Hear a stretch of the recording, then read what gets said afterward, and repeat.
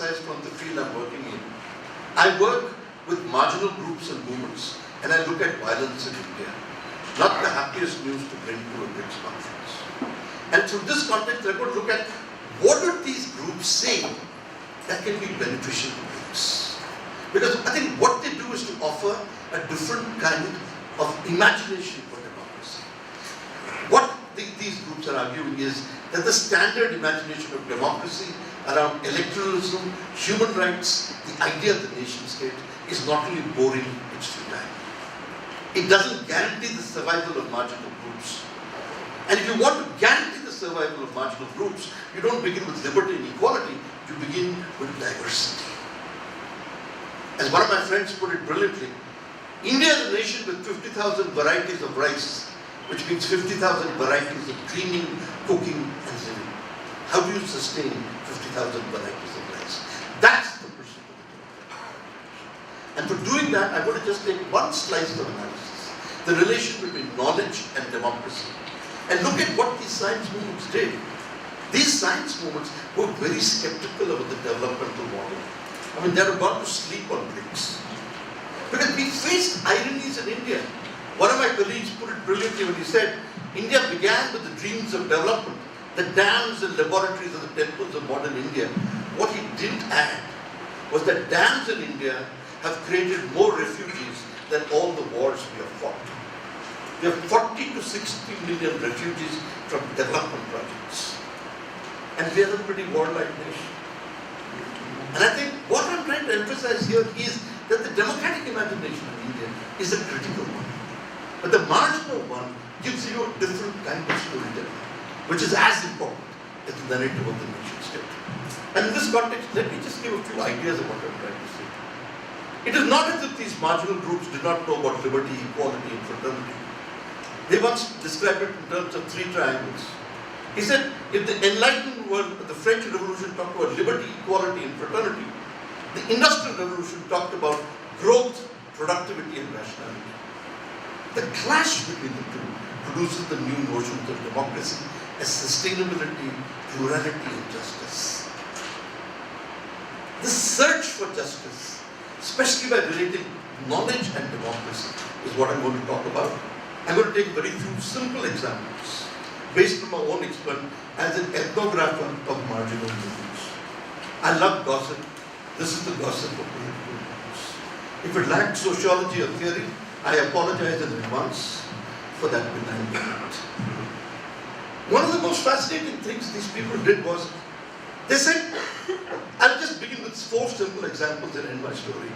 A group of tribals once called me and said, along with the leaders, and they said, well, you're a sociologist of science. Can you do something for us? I said, what? They said, can you organize a conference for us with Western scientists, psychiatric and healers? But then the leader added, no, I don't want any subaltern nonsense. I don't want a theory of participation. I want cognitive equality. Equality for my science, my worldview, my knowledge against Western science and technology. Because it's your Western science and technology that hegemonizes my way of knowledge. They said, can you coin a term for it? Can you coin a term and put it into the Indian Constitution? We tried. We coined the idea of cognitive justice. That is, we basically believe that forms of knowledge are linked to forms of livelihood. That every epistemology is a validation of a way of life, not just a laboratory technique. This idea of cognitive justice became one of the benchmarks of the new marginal movements. What they said was, we are not anti-scientific, but we need a plurality of knowledge. Our forms of coping, our technology, our beliefs guarantee our survival in a way modern Western science can't. Can we create a plurality of knowledge systems, whereby our theories of energy and the Western theories of energy coexist? The second question they asked was even more fascinating. I was one of the members of the Constitutional Reform Committee in India, and I must say I produced the only document that was formally rejected. And one of the questions we raised as a part of the social movement was, can we create a right to multiple time in a constitution? Women's time, tribal time, scavenging time, the time of waste. Because if you look at a modern constitution, a calendar is an arid entity. It is based on an arid linear model of development. And what these groups said is, if you can pluralize time, you can pluralize the ways of life we live in. If you can pluralize body time and forest time and the time of seasons and the time of cyclicality, which is often ignored within modern Western science, you can create a different multiplicity of the ways of life. Time and the multiplicities of time in a constitution guarantees us a different theory of survival. I remember going to the Chief Justice of India and offering the paper. He said, young man, come back 40 years later. But I think there is something here. What we're looking at is the questioning of categories. BRICS can't begin with the standard imaginations, nation state, security, development, Western science. It needs, as Castoriadis would put it, imaginaries, a new horizon, a new theory of dreaming. And I think the social movements provide just that. A constitution with a multiple variety of time. A science which, the modern nation which believes in the plurality of knowledges, where epistemology is guaranteed not just science, but the varieties of language. Let's take a third example. One of the things they're trying to say is that modernity is a pretty limited narrative. It is in fact the poor form of storytelling. What we need is a multiplicity of storytelling. And in fact, one of the things they point out is, they said, look how quickly the modern state is genocidal. Let me give you a simple example.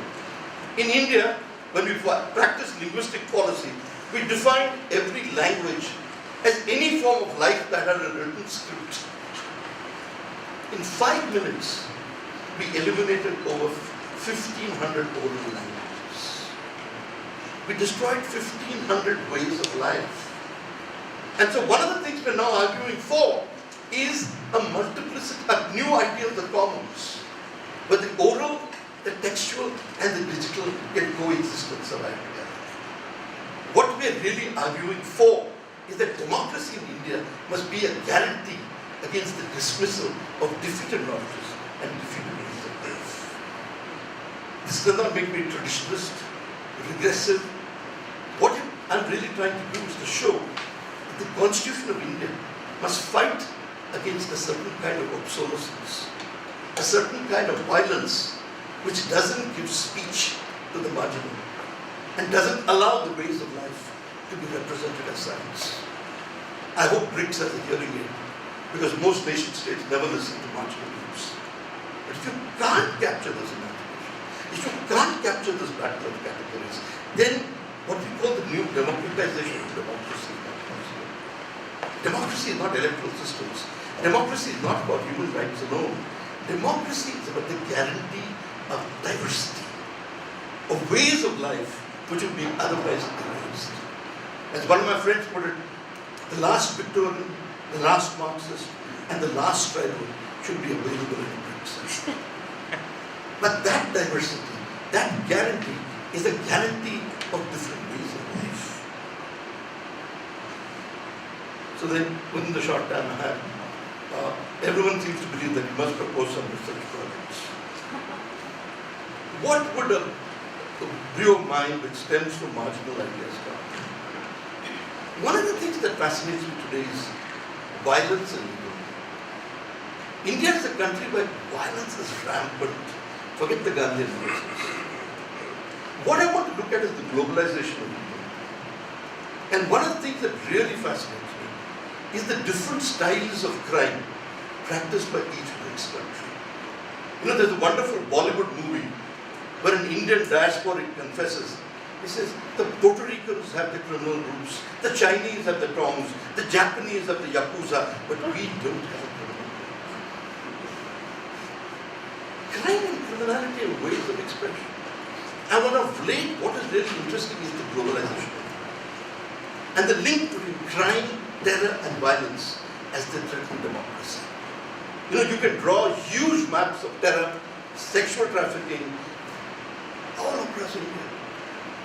And the invisibility of these kind of issues in a BRICS dialogue is really what bothers me. How do we capture this?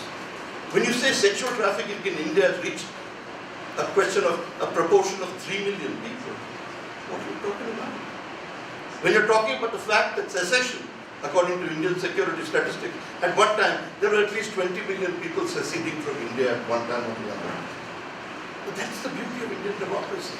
The secessionist of today can be the chief minister of tomorrow, as he was in Mizoram, when Lal Denga became chief minister of Mizoram. Can we create a democratic imagination that is less coercive than the nation state, less genocide about its models of development? And I think this is the real challenge. And one of the projects proposed by marginal groups, which we are working now, is the history of the body. Let me just end with this example. If you look at modern India, the history of the state is the history of the body. And the relation between body and the body politic constitute a very intrinsic part of political theory. You don't have to go to Foucault for it. Because what were the two great events that made modern Indian state planning? The Bengal famine, no one talks about it. The British eliminated 3 million people in one of the most systematic acts of genocide in history. And the Indian partition, where 2.3 million people died and 26 million people were displaced. Two acts of genocide which are the creation myths of modern India. The history of the body is the history of the genocidal body. How do we react? How do we create a new kind of body which refigures the body politic? India is violent in a way nobody talks about. Do you know what's the genocide statistics for infanticide in India? It's tipping 3 million people. That is 3 million fetuses. That is within another 10, 20 years, we'll beat the Nazi Holocaust data. It is these invisibilities of violence, of the kind of stories that democracy and nation state don't talk about, that I want to bring to the BRICS attention. A BRICS, which has the pomposity of the nation state, does not need to be a part of this discussion. But a BRICS which has a hearing aid and listens to the marginals of the world and creates the possibility of a conversation, might be an invitation to democracy. I must confess this is the first professional sociology conference I've attended in 30 years. I hope it's not the last.